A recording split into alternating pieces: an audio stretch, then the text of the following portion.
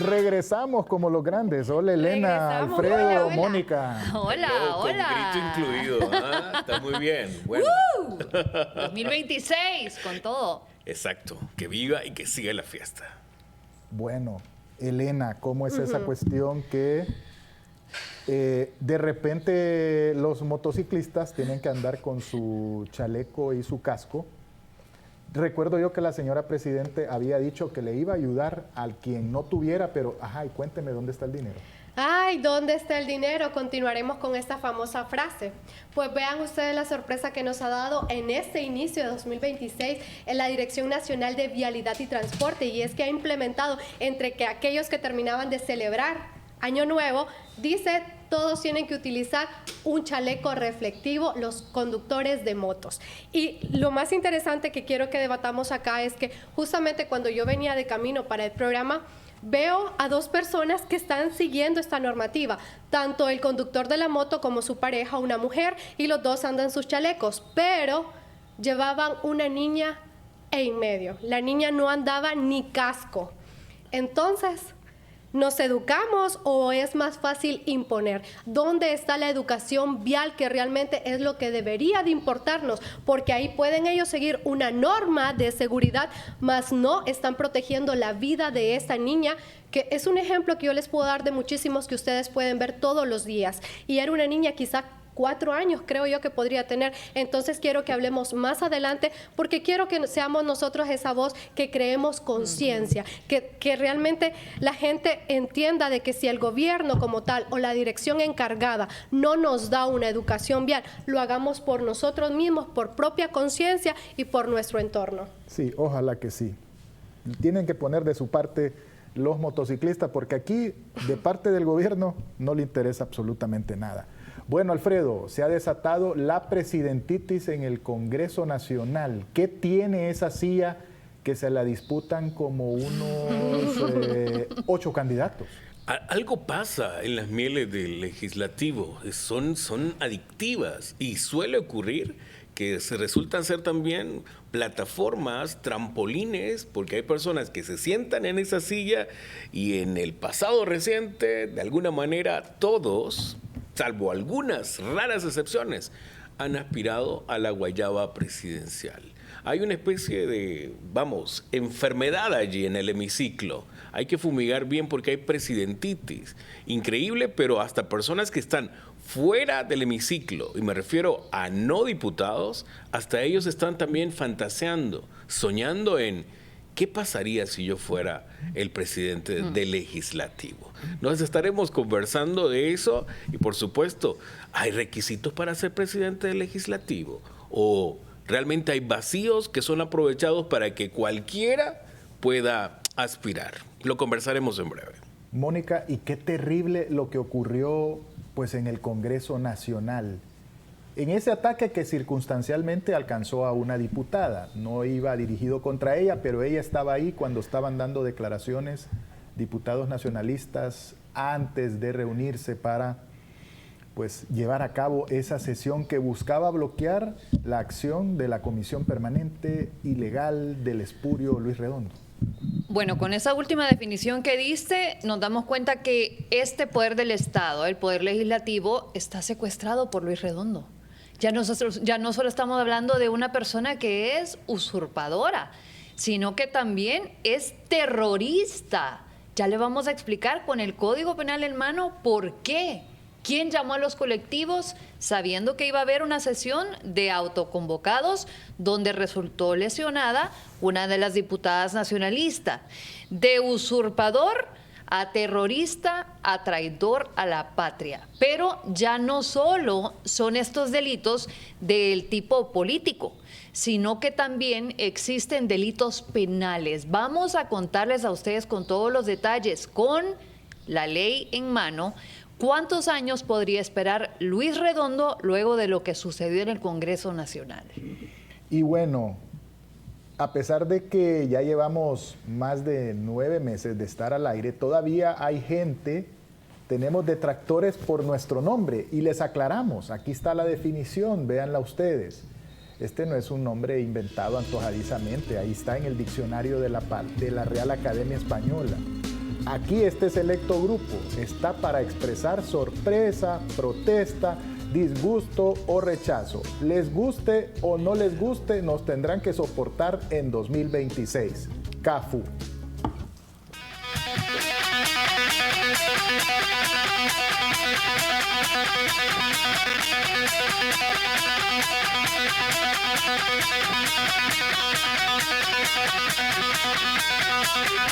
A ver, Elena, en nuestro país no hay educación vial y mire, una vez fíjese que yo asistí a una reunión de gobierno y a una gran mesa sectorial en donde se supone que trataban temas sobre seguridad vial, sobre restricciones, políticas.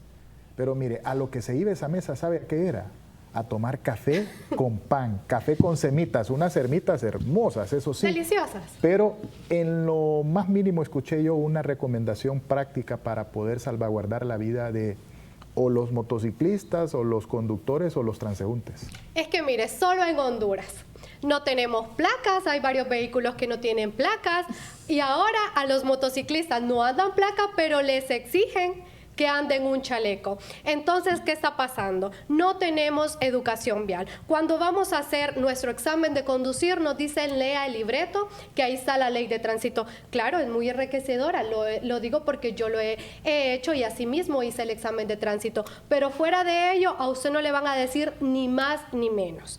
Y entre tantas cosas, ¿qué pasa? Usted se capacita como usted quiere, usted entiende lo que usted quiere, y si no entendió, pues ni modo. Aquí son los medios de comunicación, y voy a mencionar a uno, a Radio América, entre otros, que han hecho campañas de concientización vial. ¿Por qué? Porque venimos de un año de que cuántas muertes violentas, porque así también se le denomina muerte violenta por accidente vial, donde vea usted que datos estadísticos de la propia Dirección Nacional de Vialidad y Transporte nos dicen que de 10 accidentes viales, 7 de ellos son por accidentes donde se vio una motocicleta involucrada. Y yo quiero decir algo, para mí los accidentes viales no son para mí tanto como accidentes, sino que son imprudencias viales. Entonces, bien, empieza esta normativa. Nos dice la Dirección Nacional de Vialidad y Transporte que va a implementar chalecos para principalmente en la noche, con estos colores reflectivos, para que los veamos, para que los conductores que vamos en vehículos de 4 ruedas o más, tengamos más visibilidad al verlos, para con ello por lo menos que no haya tantos accidentes. Entonces vimos una locura porque esta fue una normativa que entró en vigencia la primera semana de enero. Entonces, bueno, compradores vinieron, abarrotaron estas tiendas donde se vendían a 40 pesos y ¿qué pasó? Hubo una reventa que hoy por hoy encontramos un chaleco a 400 pesos. Y vean lo curioso porque resulta que... O sea, Elena, que los chalecos de este tiempo son las mascarillas del COVID. Exactamente. ¿Va a pasar lo mismo? Oferta y demanda, Tito, así es el comercio. es que es cierto, oferta y demanda. Entonces los aprovechados, ¿quiénes son los comerciantes? Bueno, vaya, usted necesita un chaleco, yo lo compré a 40 y se lo vendo a 150, si quiero, 400. ¿Por qué? Porque no hay una normativa, no hay una ley. Y más adelante voy a pelear por esa ley del consumidor, porque yo realmente quiero que este gobierno por lo menos nos garantice una ley de protección al consumidor. Entonces, ¿y qué le cuesta? Viene la dirección y le dice, si usted no anda este chaleco, cuando lo detengamos en algún operativo, le va a costar 400 pesos la multa, que se califica como leve. Entonces, ¿qué está pasando? Vengo yo y digo, bueno, ni modo, quizás no ando placa, pero voy a comprar este chaleco porque obviamente quien anda chaleco y quien no se distingue en la calle, tanto de día, bueno, más de noche. Y yo tengo un ahijado que me dice, ay tía, yo no quiero andar eso tan feo. Entonces, porque así decía. Cólera. Entonces me dice, mira, es una normativa, realmente yo no le entiendo lógica a la misma, pero hay que seguirla. Pero qué curioso porque este ahijado no anda placa, pero le están pidiendo el chaleco, y como es más visible es lo que está pasando. Entonces, a raíz de esta normativa estamos viendo lo más viral. Quiero que veamos estas pequeñas fotografías que han circulado a través de las plataformas digitales, donde vemos varios memes, que incluso en uno de ellos muy curioso salió el famoso chaleco que se utilizó en el gobierno en los gobiernos anteriores, bueno, del expresidente Juan Orlando Hernández, que decía, con chamba vivís mejor. En otra salía el chaleco de que un meme que salía la muerte y el hombre sale, no, ando con mi chaleco entre broma queriendo decir de que un chaleco me va a salvar la vida. Entonces realmente eso no debería de ser de esa manera, es algo que está pasando y sin duda alguna estamos viendo bastante peligro en la calle por todo lo que está pasando. Y me llamó bastante la atención, quise ver que si esta es una normativa que solo se ha seguido en Honduras o también en algunos países centroamericanos o latinos. Y vi que en Perú a mediados del año pasado se implementó esta normativa, pero allá la implementaron con la medida principalmente en aquellas ciudades donde está establecido un estado de emergencia. Que resulta que la misma busca que estas personas en motocicleta utilicen estos chalecos, pero que en los chalecos también esté su número de placa. ¿Para qué? Para que sea más visible poder ver todos esos accidentes y todo lo que está pasando.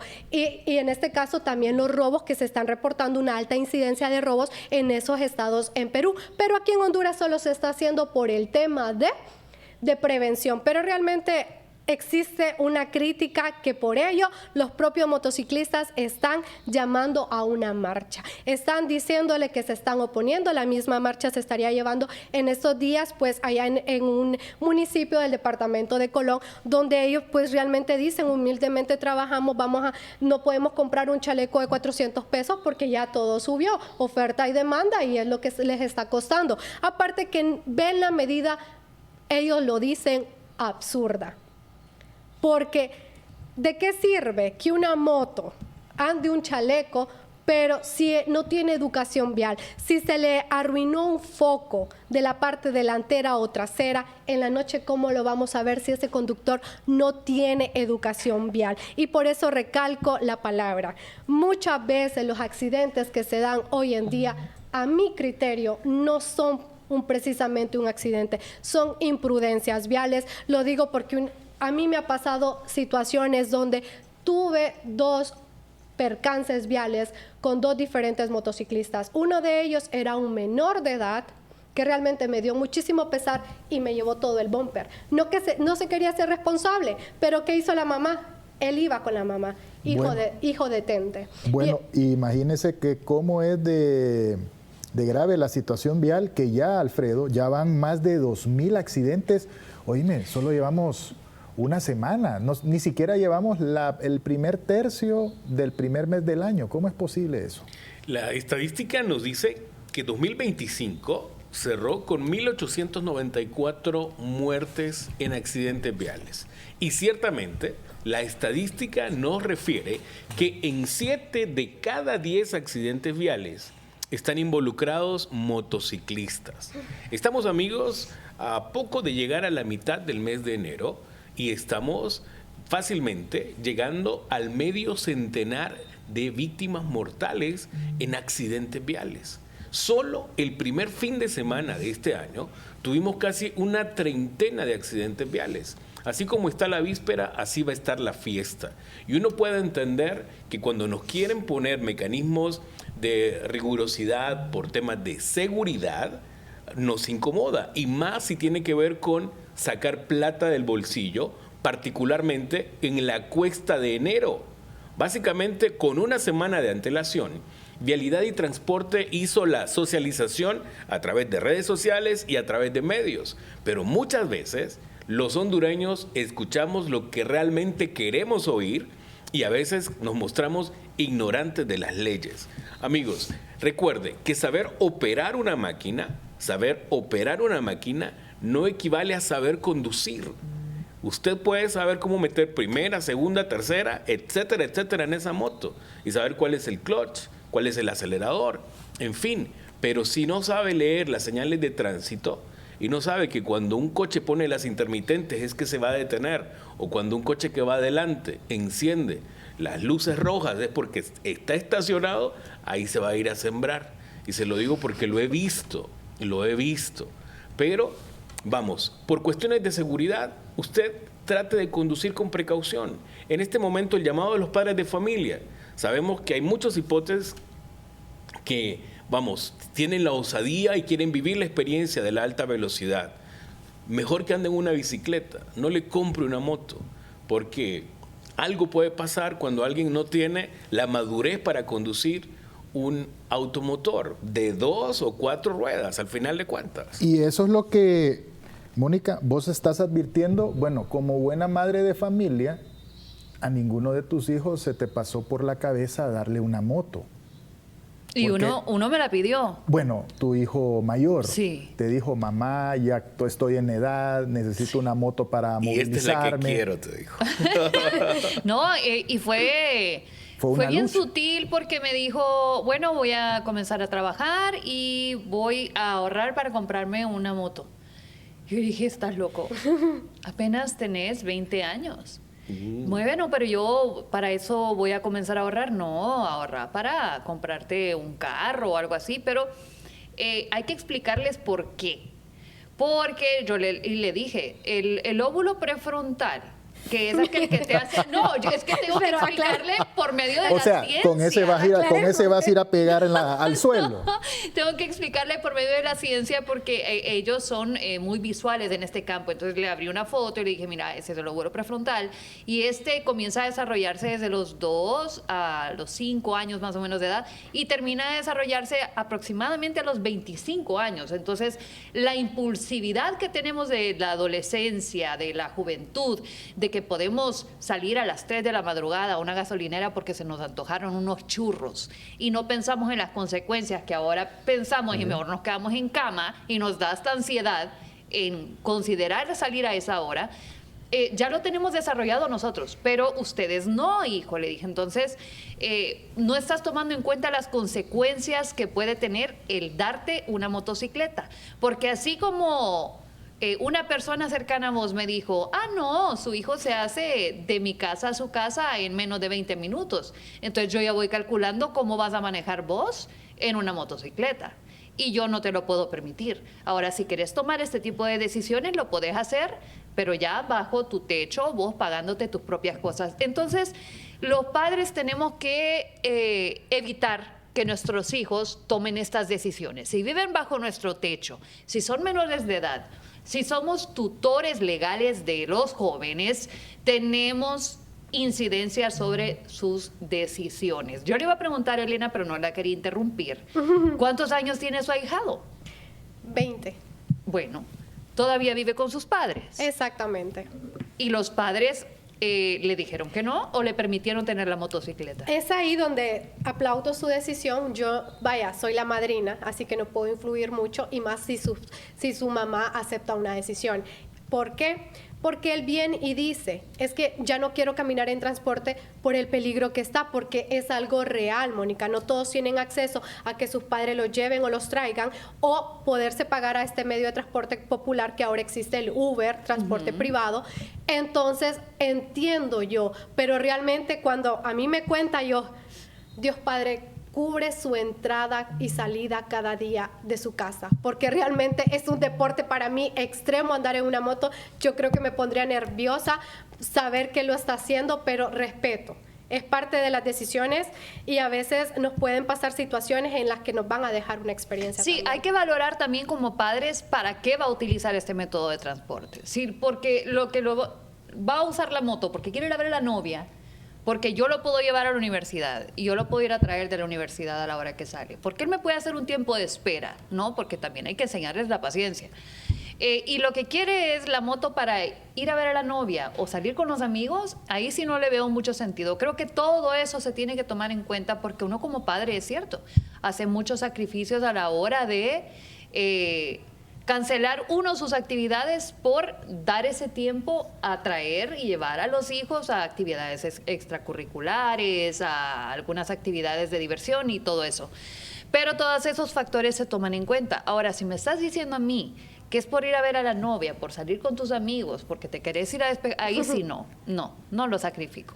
Y en la inmadurez de la juventud, uno mira el tacómetro, el velocímetro, y mira hasta dónde puede llegar la aguja de velocidad. Y uno a veces fantasea con llevarla a los 140, 150 kilómetros por hora. Lo dice por experiencia. Y solo les digo, tomen en cuenta algo. ¿Sabe usted cuánto es el límite de velocidad en ciudad? 60 kilómetros por hora. ¿Cuánto es el límite de velocidad en carretera? 80 kilómetros por hora en Honduras. ¿Y si no sabía eso... ¿Y cuál es el límite de velocidad residencial? Esa es una buena 40. pregunta. 40 40 kilómetros. kilómetros por Ajá, hora. 30. 30 kilómetros. Eso, amigos. Ajá, Si usted y- no conoce esos datos, créame, ahí va a andar corriendo como loco y Dios sabe que ¿Qué al final en significa? moto su cuerpo es el que Alfredo, responde. ¿qué significa esto? Eso, que estás sacando la mano por la ventanilla. Para doblar a la izquierda. Exacto, ¿Y para qué doblar a la significa izquierda. esto? Que vas a doblar a la derecha. Ok, bueno, la señal. Vaya. ¡Wow! No sabía. Sí, Yo no sabía. significa dame 2 pesos, no, significa eso. Voy a doblar High y five. eso es una manera. Bueno, high five, pues. Exacto. Dame Y 5. así, por si te llega a fallar la vía, se te quema una vía, el conductor que va atrás, si tú sacas la mano y haces esto, sabe que vas a doblar en la ruta contraria, a la derecha, ¿verdad? Y así es como pedir la vía. Y algo que también debes aprender en Honduras, y se lo digo por experiencia propia, es que pedir la vía no significa que te la van a dar. Sí, no garantiza. Tienes que esperar que alguien por Paciencia. cortesía o que el tráfico te lo permita. Yo pensaba que poner la vía equivalía a me meto ya. Y no, un pick-up me pegó una buena levantada por andar haciendo eso. En Honduras también hay que ser muy cortés a la hora de conducir. Les puedo hacer una pregunta a todos. ¿Dónde está el dinero que ofreció doña Xiomara Castro para supuestamente fortalecer la ley de tránsito? Supuestamente ella firmó un decreto ejecutivo de 50 millones de lempiras para fortalecer la seguridad en nuestras carreteras. ¿Qué era lo que buscaba ella pues aprobar? O mejor dicho, potenciar. Darle a los conductores, a ver si vemos el material de apoyo a nuestro nuevo director de cámara que está dormido.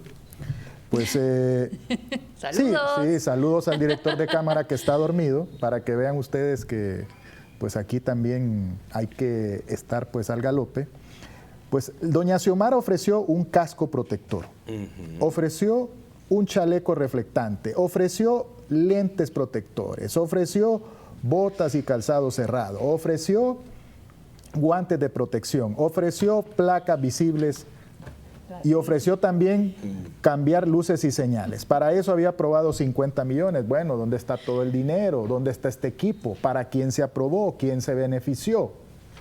Esa es la pregunta que nos hacemos hoy, porque de repente es que la Dirección Nacional de Vialidad y Transporte va a poner en vigencia una ley, pero ya había una ayuda ofrecida para todos aquellos conductores que no tenían los recursos para reparar sus automotores, en este caso las motos, y para portar los chalecos o los cascos. Así que, qué cosas las de este gobierno. Prometió y no cumplió. Por ello pedimos al nuevo gobierno que si realmente se quiere preocupar por la vialidad, pues realmente hagan campañas, pongan reglas más duras a quien se le va a dar una licencia de conducir. Puede haber una reestructuración de las normativas. ¿Por qué? Porque no es posible que se sigan registrando accidentes viales, una muerte más y una muerte menos, porque han sido imprudencias viales. Y primero todo está en uno mismo, preocuparse por uno mismo y luego por el entorno, porque nadie quiere ir a matar a una persona o provocar un accidente y me chocaron el carro, qué jodido. No, a nosotros todo nos cuesta. Así que por favor, el llamado a tener conciencia personal, a tener conciencia vial. Cafú.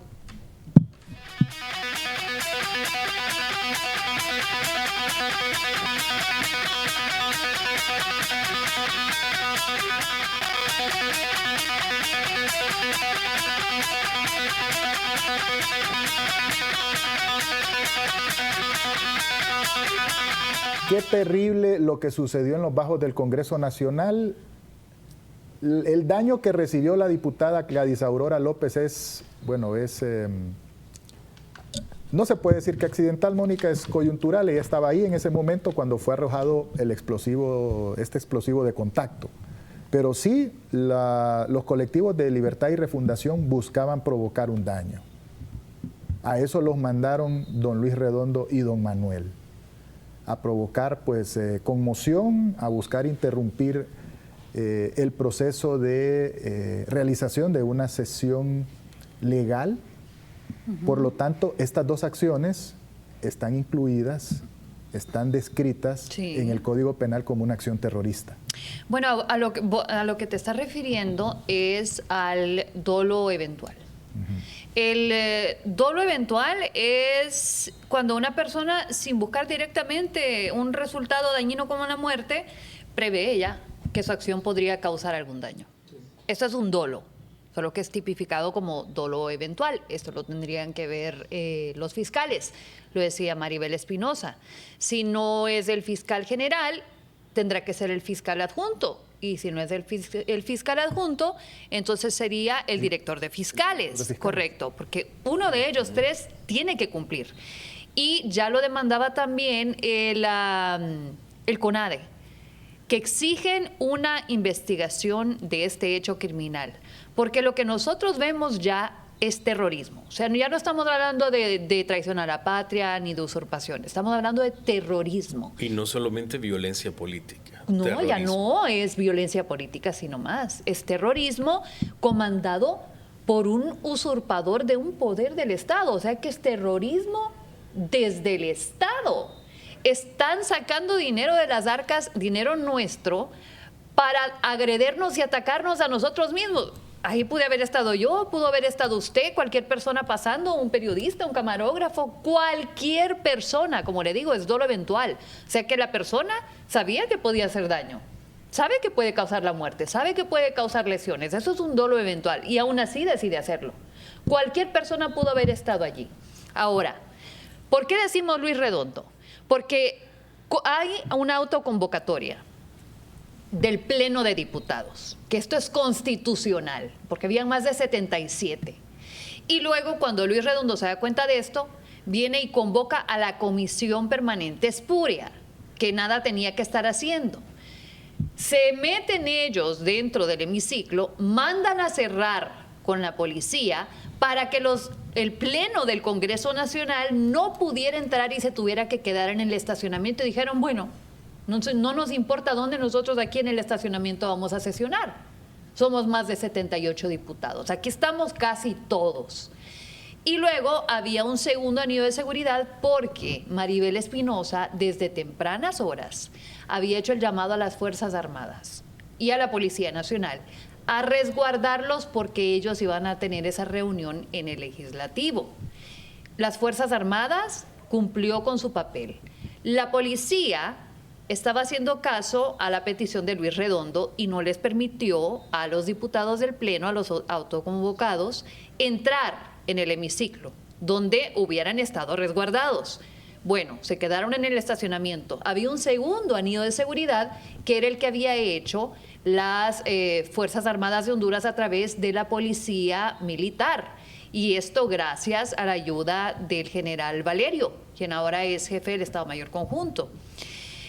Pero nada de esto detuvo las acciones de Luis Redondo haciendo la convocatoria al pueblo hondureño. Yo no sé si tenemos esta publicación en X, pero Luis Redondo dice, el pueblo hondureño puede presentarse en los bajos del Congreso Nacional a partir de las 3 de la tarde para ser testigo directo de un momento histórico y constitucional para la defensa de la voluntad popular. ¿A qué está llamando Luis Redondo? No está llamando a que entren en el Congreso porque eso es prohibido. Esta gente, el pueblo al que está llamando, los colectivos, no van a entrar al Congreso. No van a ser testigos de este momento porque testigo sería estar allá adentro. No, ¿a qué está llamando? Sabe que van a estar los autoconvocados aquí. Estaban convocados para las 2 de la tarde. ¿A qué hora llama Luis Redondo? A las 3. Alrededor de esa hora se da el ataque contra la diputada, que pudo haber sido, como le reitero, cualquiera. Ahora, lo vamos a meter, todas estas acciones las vamos a meter en el Código Penal, porque ya no estamos hablando de la Constitución de traición a la patria, sino que estamos hablando de un delito del tipo penal, que es el terrorismo. Una asociación terrorista está especificada en el artículo 587 y dice, son asociaciones terroristas las constituidas sea de modo permanente o transitorio. Una asociación terrorista, como la hemos visto actuar, son los colectivos. Por 2 o más personas para cometer algún delito con alguna de las finalidades siguientes. ¿Y para qué los llaman? Siempre es para protestar contra lo que los organismos y las dependencias del Estado defendidas por los pocos que tiene la oposición que está haciendo la defensa a la democracia, sostiene. Entonces, aquí dice, 1, subvertir gravemente el orden constitucional. Esta es una de las partes que hace. Cada vez que llaman a un colectivo, ¿para qué es? Es para esto. 2, provocar un estado de terror en la población o parte de ella. Y es precisamente lo que los colectivos han hecho. Cuando Luis Redondo está haciendo el llamado, hace el llamado directamente a los colectivos y ya se sabe. Da la hora. Ya se sabe quiénes van a estar allí.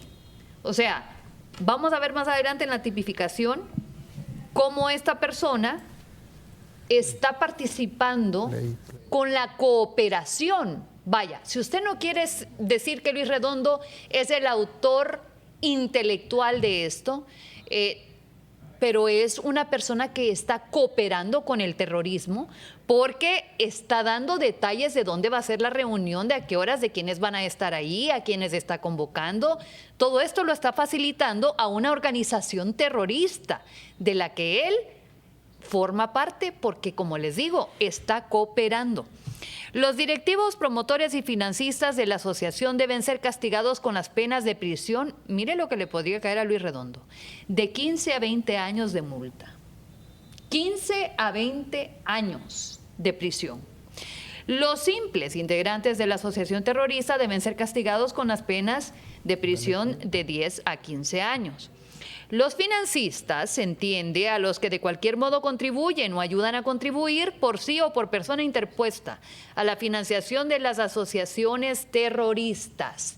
¿Quién está financiando los colectivos? Les pregunto aquí en mesa. ¿De dónde sale el dinero para hacer cada convocatoria? ¿Ustedes Casa creen que presidencial. van gratis? ¿Van gratis? Casa presidencial. De nuestros propios impuestos. Claro, eso se paga del erario. Es nuestros impuestos invertidos o gastados para macanearnos a nosotros mismos. ¿Quién está financiando el terrorismo? El Estado. El Estado a través de la representación del gobierno. Terrorismo de Estado, de lo cual Luis Redondo es un cómplice, es un cooperante. Colaboración sin pertenencia a la asociación terrorista, artículo 588. Si los actos, en el segundo párrafo, si los actos de colaboración se llevan a cabo, mire, por un funcionario o empleado público, o se ejecutan por precio, recompensa o promesa remuneratoria, la pena de prisión debe ser de 8 a 12 años, que se debe imponer con independencia de que le pueda corresponder por la comisión de otros ilícitos. O sea que encima del delito de la usurpación, encima del delito de traición a la patria, encima del delito de terrorismo de Estado como colaborador, también se le pueden sumar otros 8 añitos. Por eso yo le recomiendo a Luis Redondo que se vaya luego al artículo 590, porque hay algunas atenuantes para esta gran condena que él podría tener de diferentes delitos. Él podría comenzar a colaborar delatando a quiénes son estos otros miembros de la organización terrorista a la que pertenece y de qué manera están todos puestos, cómo está integrada esta asociación terrorista. En el artículo 590 del Código Penal dice: se puede disminuir la pena por los delitos de terrorismo hasta en 2/3 si se ejecuta alguna de las conductas siguientes. 1, confesión de las actividades delictivas en las que haya participado. 2, colaboración con las autoridades para prevenir la realización de delitos terroristas. Acordémonos que todavía falta la toma de posesión. O sea que si hay algo que se esté cocinando, si hay algo que se esté tramando, él puede delatarlo desde ya y disminuir su condena, porque eso es algo que preocupa mucho, y lo decía el presidente electo Tito Asfura en una entrevista que se le hacía.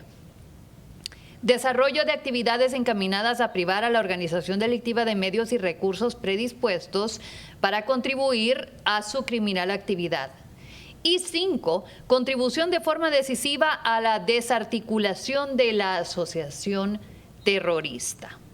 Entonces, Luis Redondo puede bajarse por lo menos unos cuantos añitos. 2/3. 2/3 para ser exacto, 2/3. ¿sí? La condena que le podría caer con todos los delitos que él ha venido cometiendo desde que usurpó en el Congreso Nacional. O sea que tu indulgencia es decirle colabore para que le caigan menos años de cárcel. Es decir, sí va a tener que pagar con cárcel sus excesos, sus abusos, sus delitos, sus arbitrariedades, sus enajenaciones, pero si colabora, 2/3 menos. Le decía a Mónica que Luis Redondo puede ser el primer precedente de la colaboración eficaz.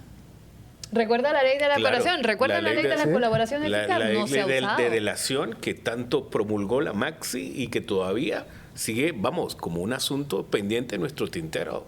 Ahora, otra cosa que preocupa también, que yo lo advertía del fiscal por el ileísmo que él utilizaba. Ileísmo es cuando una persona suele desligarse de sí mismo para hablar de sí en tercera persona. Sí, Es muy común, ¿no? Esto era usado antes por los griegos, por los romanos, cuando daban sus discursos para que el escriba dejara esto como si alguien más lo hubiera dicho y no el mismo personaje, me explico. Pero también se utiliza para personas que tienen algún tipo de trastorno y que ellos puedan desligarse o desvincularse de cualquier efecto que pueda tener lo que está diciendo o la acción que está ejecutando. Y ese es otro problema que preocupa, la salud mental también de Redondo. Claro, y es que, amigos, la egolatría, generalmente, cuando alguien habla de sí mismo en tercera persona, préstele atención a eso. Pero cuando alguien también habla de sí mismo maximizando su figura, también préstele atención. Vea esta imagen que le ponemos en pantalla y del por qué le decimos que Luis Redondo tiene que tener cuidado. Amigos, esa es una imagen de Luis Redondo. Te diré, Alfredo, que la barba combina con la melena. Claro. Ah, ok. Y este es el Rey Sol, amigos. Es una emulación del rey francés que gobernó por más tiempo en Europa, por 72 años. El mismo que utilizó la frase, el Estado soy yo. Por eso el síndrome de Luis XIV, que diversos actores de la política vernácula hondureña utilizan para definir a Luis Redondo, porque precisamente él tiene alguna sintomatología de esa megalomanía, del pensar que está por encima de las leyes, que él es el Estado, que el pueblo le debe a él el favor de estar en un cargo de elección popular y que él debería ser, o que él tiene una providencia mesiánica, divina, que es parte de su destino histórico estar donde está. Este hombre necesita realmente una evaluación psiquiátrica. Una persona que se comporta como Redondo realmente demuestra que es víctima de un trastorno. Y alguien pudiese decir, pero es que él no era así. Y la gran pregunta es, ¿el poder lo transformó o el poder político efímero y una partida de 1.500 millones de lempiras cada año nos demostró quién realmente es? Lo descubrió. Luis Redondo. Lo descubrió, Alfredo, eso fue lo que pasó. Lo desnudó. Bueno, qué bueno que no fue un desnudo gráfico, ¿verdad? Pero por lo menos descubrió. No, cúbranlo otra vez, por favor. Vuélvanle a poner esa tapa, esa capa encima. Disfrácenlo de Luis XIV. Pero ¿saben qué me sorprende más allá de esta imagen graciosa de don Luis Redondo? Esa sesión kilométrica, Elena.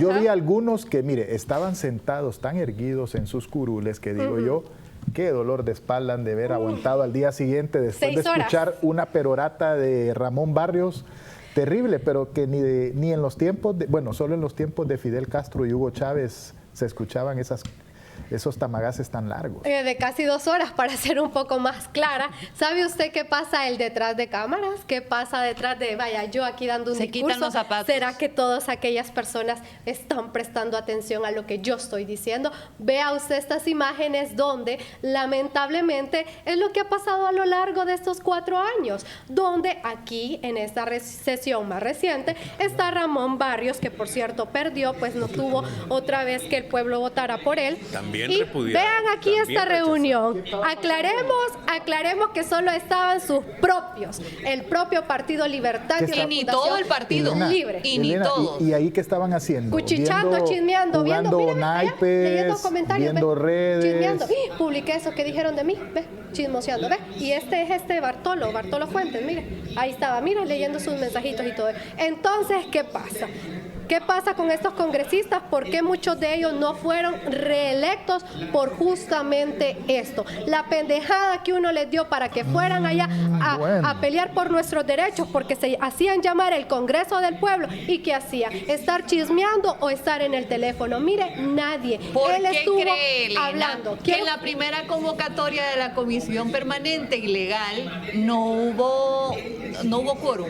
No llegaron todos. Por lo mismo. Los tuvo que regañar. Y mire, aquí voy a hacerlo.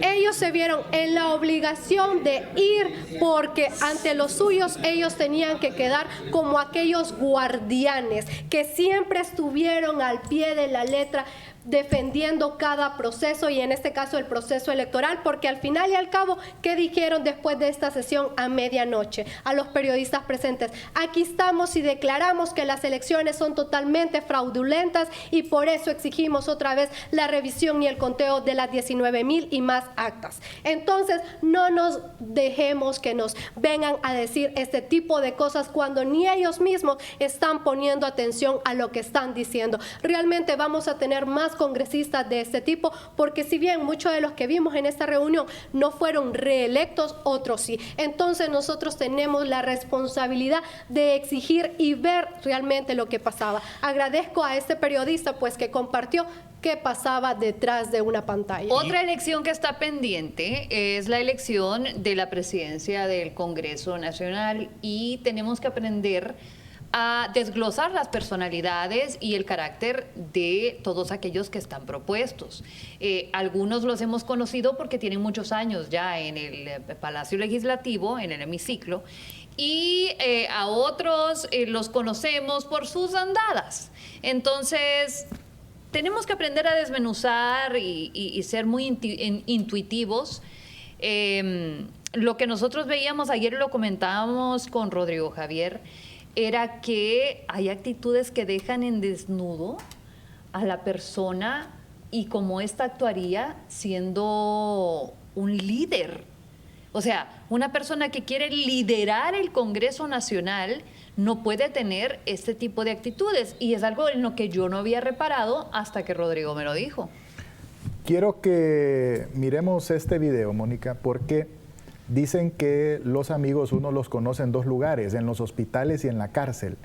Yo no he estado todavía en un hospital, gracias a Dios, convaleciente. He estado de visita nada más. Tampoco he estado en la cárcel, gracias a Dios. Pero bueno, tengo pocos amigos a los cuales considero muy buenas personas y leales. Ahora, ¿cuánto tiempo tenía de conocer don Tomás Zambrano a doña Gladys Aurora López? Fueron compañeros de Cámara durante 3 periodos presidenciales, 4 ya con este.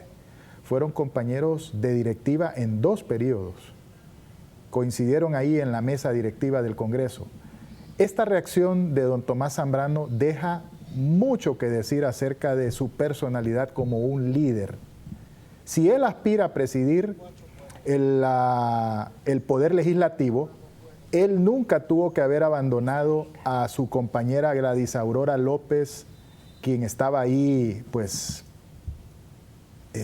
golpeada, quien perdió la razón, quien entró en shock después de haber recibido esa explosión. Ahí no importa que la seguridad le hubiese dicho a don Tomás, vámonos que aquí es inseguro, no. Lo primero que se hace es ver por la persona.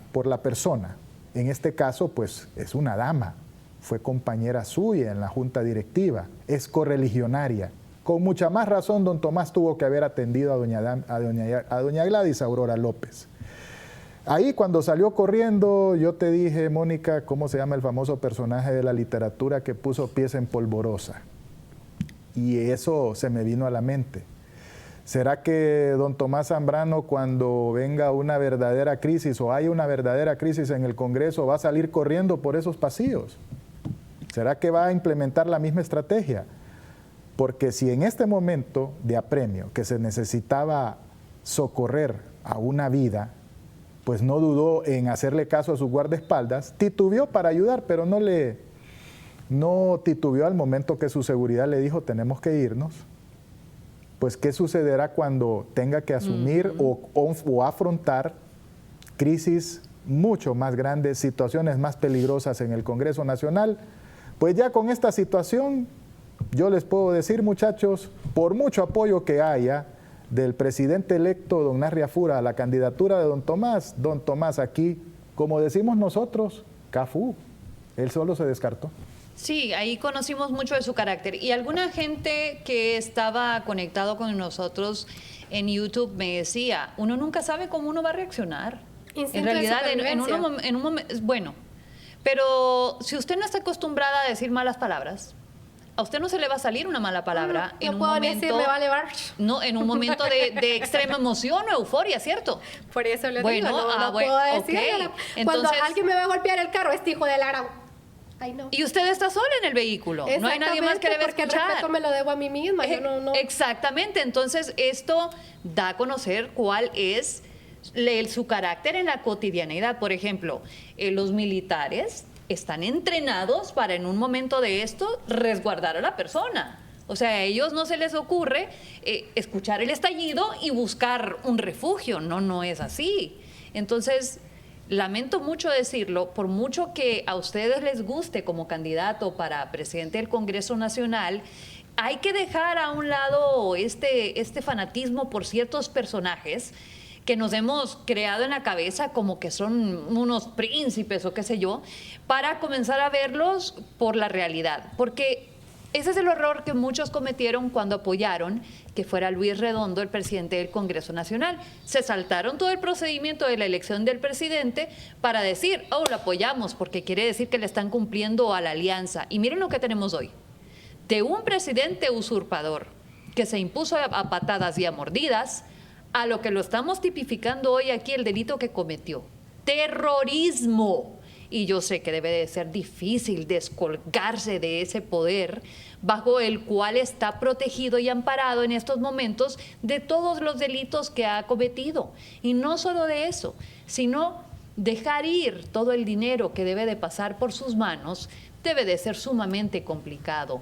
Pero todavía puede rescatar 2/3, como lo decía aquí el artículo del Código Penal. Si usted colabora denunciando a estas otras personas de organizaciones terroristas que pueden tener planificado algo más grande y algo peor para el futuro. Cafú.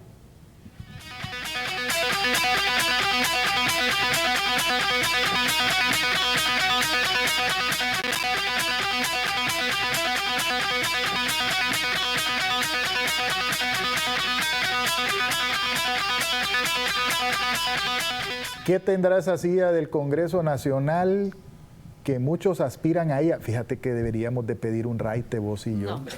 Aunque sea un minuto, mira, solo como para sentir si es que es cómoda, si es que es acogedora, si es que es sabrosa. ¿Qué tiene esa silla que te atrapa? Da masaje, vibra. Puede ser, puede que tenga allí un masajeador, puede que tenga allí algo, pues, estimulante, ¿no? Y lo que pasa es que la silla de la presidencia del legislativo parece que tiene allí un atractivo, una dosis de azúcar, como decía Celia Cruz, que se transforma en esa miel que es adictiva y que la gente no la quiere dejar, o que muchos la aspiran, que muchos pretenden acceder y sentarse allí, pues, en esa silla de la presidencia de la Junta Directiva del Congreso, que a excepción de todos los cargos, solo la presidencia del Congreso se escoge por 4 años. El resto de cargos directivos es por 2 años. Es por 2 años. En este momento, ninguna de las fuerzas políticas en el legislativo tiene por sí sola 65 votos que se necesitan. Los que más tienen son los nacionalistas, 49 votos. Luego los liberales, 41. Luego PLR con 35, el PINU con 2 y Godofredo Fajardo del ADC con 1 solo. Ponemos en pantalla los rostros de quienes aspiran, pues, de algunos de los rostros que aspiran. Aunque ya demostró su grado de valentía, es el que tiene el respaldo del presidente electo Asfura. Y así sucesivamente, dejamos correr las imágenes. Y allí van apareciendo amigos diversos que tienen muchas ganitas, incluyendo partidos políticos que no van a ser precisamente el oficialismo, sino de la oposición. entendiéndose que algunos ni siquiera fueron electos diputados, pero buscaron la ruta de la ratonera, la puerta de atrás, la ventana para ingresar al legislativo y ver si pueden, esta vez, lograr los votos necesarios para sentarse en la silla de la presidencia del legislativo.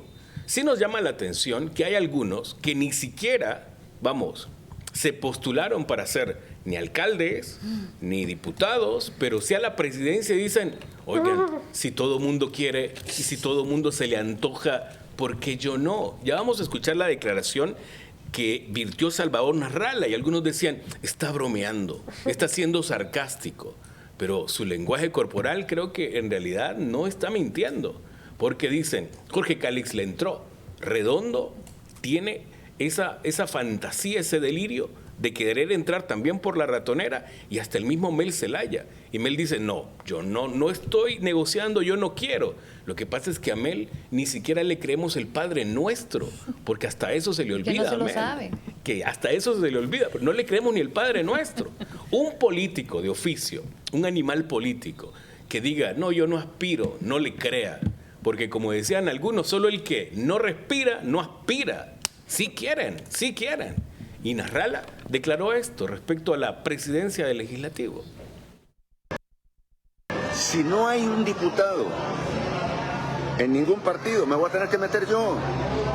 Aunque eso sea violatorio de la ley, pero como está violando la ley y me robaron, pues me tendré que meter. Así que ahí vean. Y si se quiere meter, la pregunta es, ¿será que Hiroshka le cedería el curul propietario o sería otro el sacrificado? Ese mecanismo, amigos, en el marco de nuestro Estado de Derecho, sí es legal. Es la misma trampa que los políticos han puesto. El punto es que no es ético, que no es moral. Pero ¿cuáles son los requisitos que debería tener un presidente legislativo? ¿Sabe? Constitucionalmente, solamente ser diputado.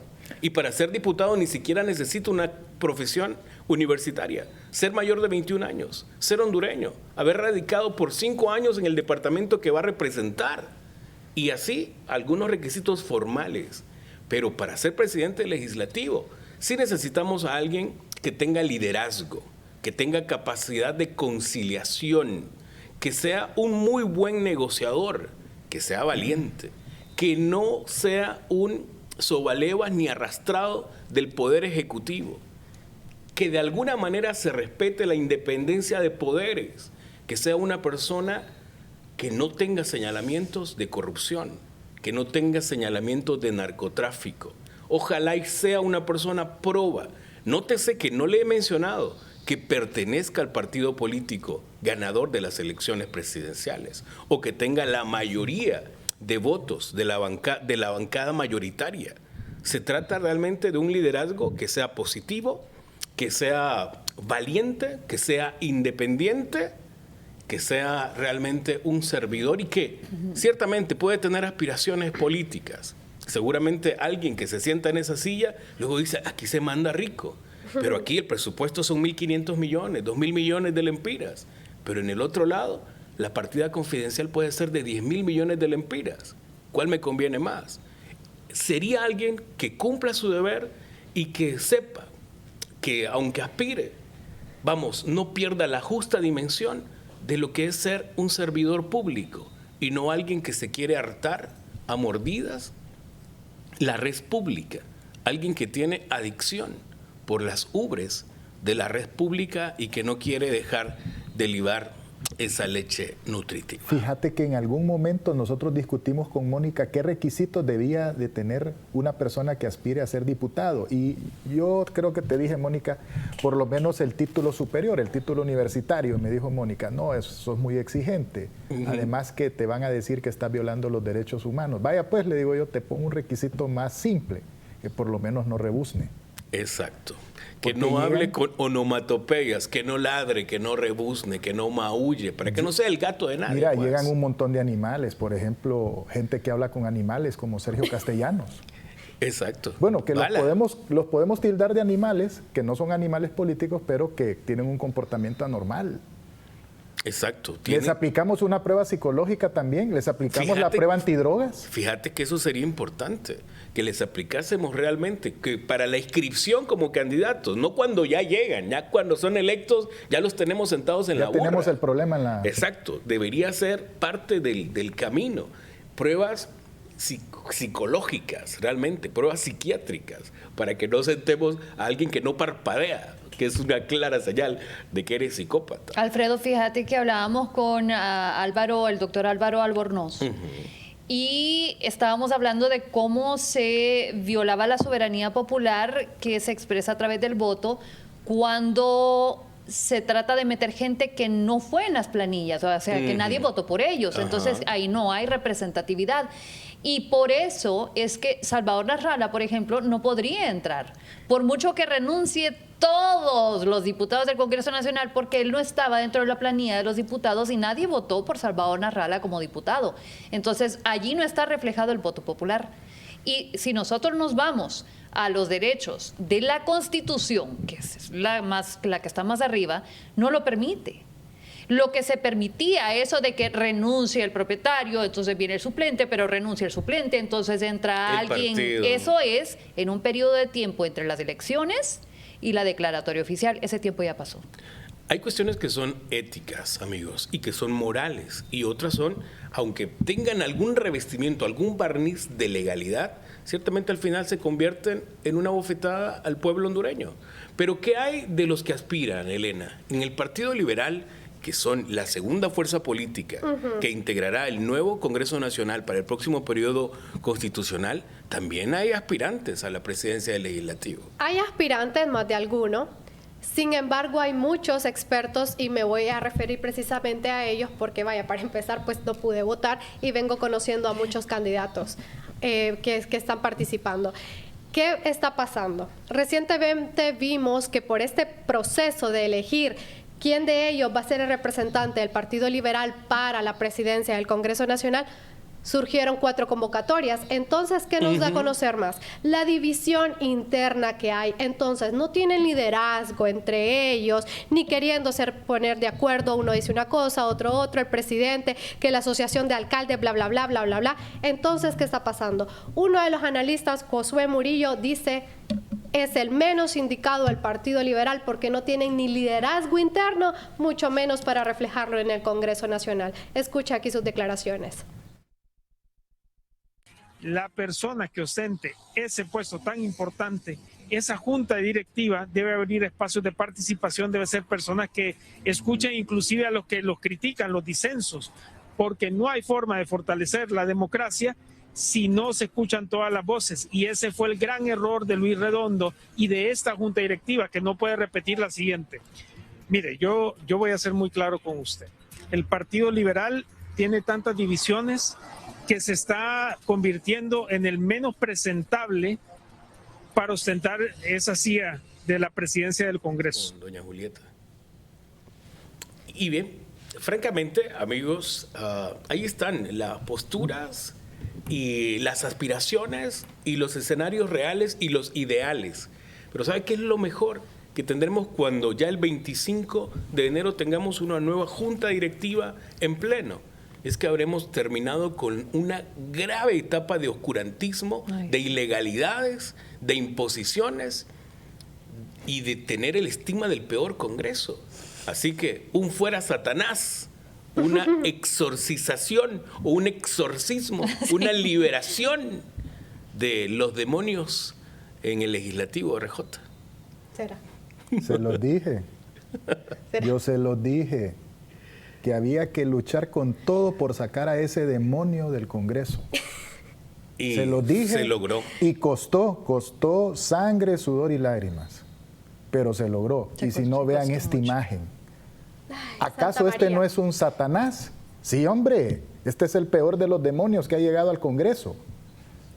Vean este sujeto, ¿qué estaría implorando ahí en la iglesia? Esta es la mayor ¿Está de blasfemia. rodillas o es eso estatura? Está de rodillas. Está de rodillas. El presidente del coordinador de Libre está mira, sentadito. ahí bien pudo haber caído un rayo y hubiese sido una tragedia colectiva, desgraciadamente, ¿verdad? Pero, porque hay muchos inocentes. Pero, ¿qué habría pedido en ese momento don Luis Redondo? Diosito, dame la déjame seguir en el Congreso, hombre, otros 4 años. No, Dios habló en las urnas. Dios le dijo a don Luis Redondo, fuiste injusto con tu gente en el Congreso, fuiste injusto con tu pueblo, así que mereces salir de ese poder del Estado. No mereces seguir manteniendo las riendas de un poder del Estado. Así que bueno, yo muchachos, se los dije, esta es la prueba de que este es un demonio político de nuestro país y por eso había que luchar por sacarlo del poder legislativo. Y lo logramos entre cuántos miles de votantes hay en el departamento de Cortés. Pues los felicito a todos ellos por haber actuado en consonancia, con conciencia de qué es lo que realmente necesita la nación en el Congreso Nacional. Y la nación necesita en el Congreso un auténtico liderazgo, un liderazgo positivo, independiente y obviamente que sea maduro. Sí. Y no hablamos de un partido político. Pero Mónica. es que, ¿qué es un líder? Es una persona que, como decía en el inicio, logra concertar, logra conciliar el diálogo, que nos sentemos a ver qué es lo que le conviene al país. Por eso se habla tanto de un gobierno de concertación. No estamos hablando de repartición de cargos, no. Es que nosotros midamos a las personas por sus capacidades. Ya las conocemos a estas alturas. Si como población logramos sacar a este montón de gente a la que ya no queremos, porque por primera vez hemos votado con conciencia, ya ni siquiera es un voto de castigo, es que votamos de manera consciente. Si nosotros, como una población, como una mayoría, votamos así, es para que las fuerzas políticas entiendan qué es lo que nosotros queremos. La diferencia entre el Partido Liberal y el Partido Nacional a los 3 niveles fue tan estrecha que lo que le estamos diciendo a la clase política es: pónganse de acuerdo para sacarnos adelante, ¿ok? Dialoguen lo que tengan que dialogar, hagan lo que tengan que hacer dentro del marco de la ley, pero sáquennos adelante. No solo Partido Nacional, ni solo el Partido Liberal, bipartidismo, porque dejamos fuera al Partido Libertad y Refundación. Ese sí que quedó fuera. Pero el mensaje que estamos mandando es: ahora sí queremos líderes y los queremos ver actuar, porque miren cómo votamos. Y ya nosotros elegimos nuestra representación. Ahora representen de verdad. Para tener poder no hay que tener hegemonía. O sea, para que el Ejecutivo, bajo el Partido Nacional, pueda llevar a cabo sus políticas para el desarrollo de un país, no es necesario que los 3 poderes estén bajo el Partido Nacional. ¿Por qué? Porque tiene que haber un balance. Eso sería un escenario ideal de pesos y contrapesos, como lo mencionaba Montesquieu. Pero bueno, amigos, al final de cuentas, ¿qué necesitamos?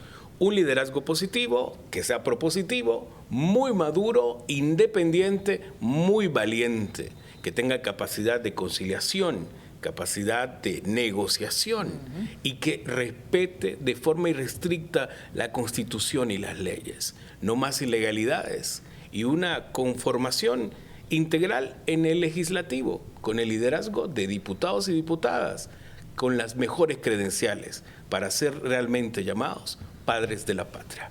Cambio fuera.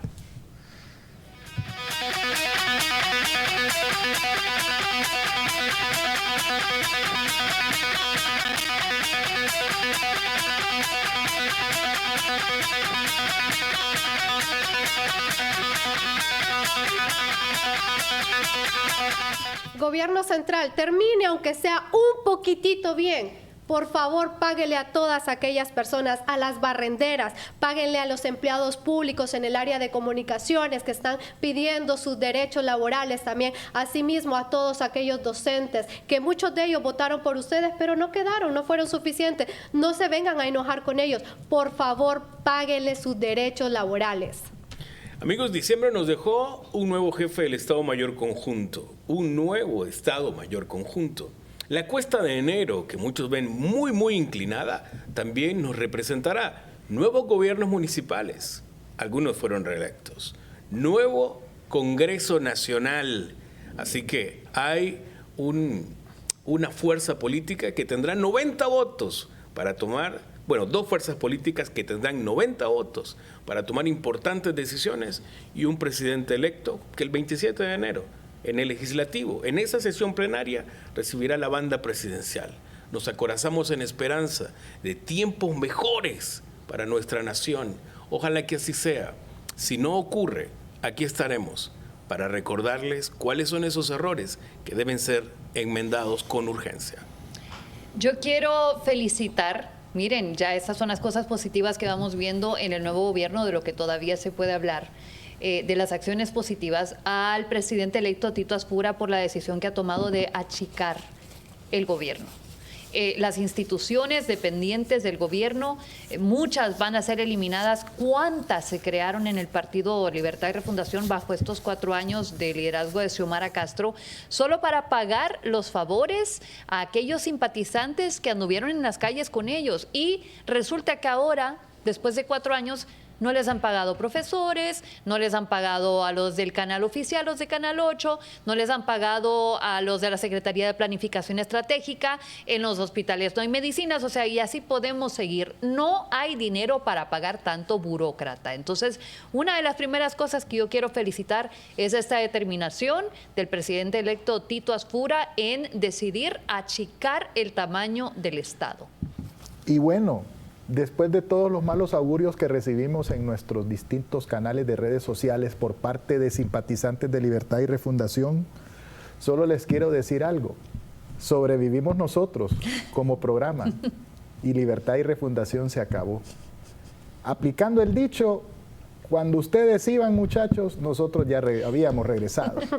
Así que solo tengo un deseo para ustedes. Hasta la derrota siempre.